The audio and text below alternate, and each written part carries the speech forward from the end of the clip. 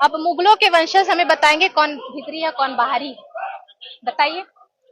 इन्हें तो इस घटना को अंजाम दिया गया और उस घटना में भारतीय जनता पार्टी के नेताओं का हाथ काम कर रहे हैं, क्या लग रहा है? मंत्री जी कह रहे हैं अपनी राजनीति रोटी सेकने गए थे। ये जो खुद की राजनीति रोटी सेकने की वजह से, तुष्टीकरण की राजनीति की वजह से, अपने जो है वोट बैंक को बचाने की वजह से जो ये राजनीति कर रहे हैं, एक पक्षी कार्रवाई करके ये राजनीति कर रहे हैं, उसका क्या? ये कहते हैं कि ये रोड पर गए अपनी राजनीति सेकने के लिए, अपना पद की मांग के लिए गए हैं। इन्हें ये शोभा देता है बोलना? आप खुद ही बताइए। कांग्रेस और जेएमएम की जो पार्टी है, जो ये खुद सत्ता लोभी पार्टी है, ये अपने सत्ता के जैसा ये सोचती है ना, ये वही करती है और यही दूसरों पर भी थोपने का काम करती है।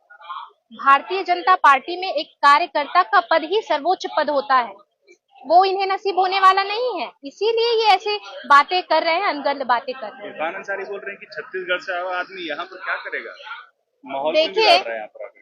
अब मुगलों के वंशज हमें बताएंगे कौन भीतरी या कौन बाहरी। बताइए।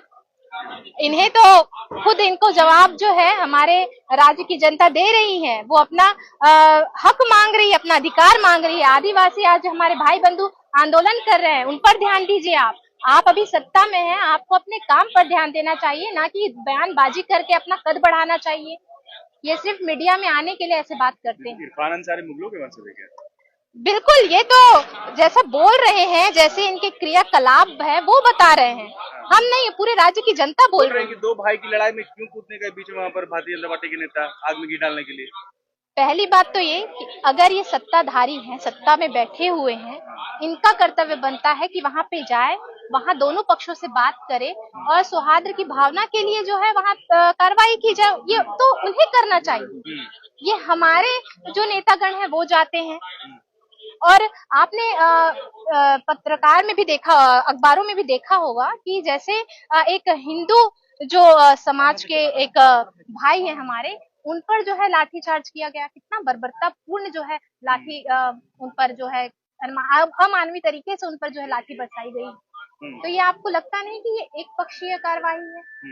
ये सिर्फ 10 उधर से 10 इधर से लेकर अपने वोट बैंक की राजनीति कर रहे हैं ताकि हमें दोनों पक्षों को बैलेंसिंग रख के हम चल सकें। ये कार्यवाही नहीं होती है। जो दोषी है, चाहे वो हिंदू हो चाहे मुस्लिम हो, दोषी दोषी होता है, उस पर कार्रवाई होनी चाहिए। ना कि आप 10 हिंदू से ले लीजिए, 10 इधर से ले लीजिए और आप फिर बैलेंसिंग फिगर बन के आप सत्ता में बैठ के बहुत अच्छे चमक गए। ये नहीं होता है। पूर्णिमा जी, क्या सदन में ये बात उठाइएगा? पवित्र माह रमजान चल रहा है, बताइए आप। और जो आरोप लगा दे रहा है ये लोग कि बोतल फेंक दिया, बम फेंक दिया, ये कर दिया, वो कर दिया, बिल्कुल निराधार है ये सारी बातें। रमजान के महीने में अफ्तारी करके लोग नमाज पढ़ने जाता है। कोई गलत काम नहीं कर रहा था वहां पर, इन लोगों ने चालू किया, इनके लड़के लोगों ने चालू करवा दिया, जो बीजेपी के लोग थे जिनका मन था दंगा करवाने का। और ये बाबूलाल जी, आपका एरिया है, संभालिए आप अपनी विधानसभा को। वहां पे आपके जो साथी हैं, क्या नाम, छत्तीसगढ़ से आ गए हैं, वो घुस रहे हैं, वो अधिकारी मना कीजिए। आप कैसे हटका दीजिएगा अधिकारी को? जो मन सो अनाप शनाप आप बोल रहे हैं। आप सनातन धर्म का, आप हिंदू का आप ठिका थोड़ी लिए हैं। हिंदू हमारा है, हमारा हिंदू, मैं उनकी रक्षा करूंगा, हमारी सरकार रक्षा करेगी। अब उसका रहे हैं वहां पर। भारतीय जनता पार्टी राज्य को शमशान कर दिया और गिरिडीह की जो घटना है, एक साजिश के तहत इस घटना को अंजाम दिया गया और उस घटना में भारतीय जनता पार्टी के नेताओं का हाथ। मैंने देखा है इसको, मैंने रीड किया और जब मैं जो जानकारी मुझे मिला वहां से कि होली है, त्योहार है, सभी लोग मनाते हैं, हम लोग भी मनाते हैं होली को।